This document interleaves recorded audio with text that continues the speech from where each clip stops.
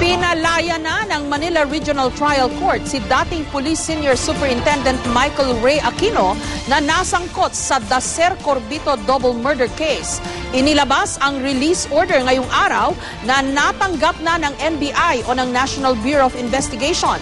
Ayon kay NBI Deputy Director for Administration Rickson Chong, base sa desisyon ng korte, wala raw ebidensya na mag-uugnay kay Aquino sa pagpaslang sa publicist na si Bubi Dacer at sa driver nitong si Emmanuel Corbito. Noong nakaraang taon ay ikinulong sa NBI si Aquino matapos si extradite mula sa Amerika kung saan siya nanatili ng 10 taon. Kaugnay ng balitang yan, hinga natin ang update si Ivan Mayrina mula sa Maynila. Ivan? Yes, Jessica, may 15 minuto pa lamang ang nakararaan nang lumabas mula sa compound ng National Bureau of Investigation dito sa Maynila ang convoy na lulan si Michael Ray Aquino.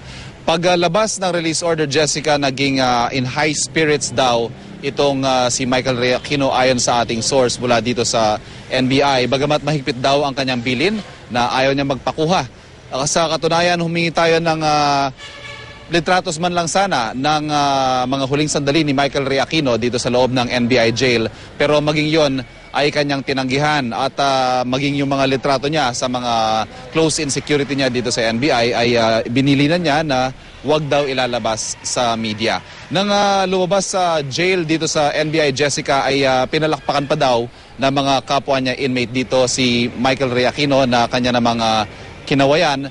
Pero mula noon, Jessica, ay hindi na natin na-locate kung anong sasakyan siya sumakay at naging mabilis ang kanilang pag-usad kaya hindi na rin natin siya nasundan. Kaya sa mga oras na ito ay limitado lamang ang nakuha nating detalye kung saan tutungo si Michael Ray Aquino sa kanyang unang gabi na malaya na mula sa kasong kanyang kinasangkutan. Jessica? Okay, yung isa na nakita ko sa video, Ivan, ay staff ni Senator Lacson kung hindi ako nagkakamali.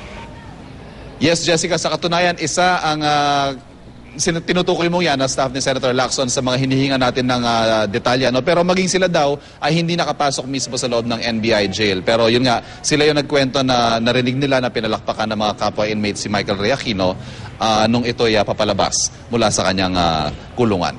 Okay, maraming salamat, Ivan Mayrina.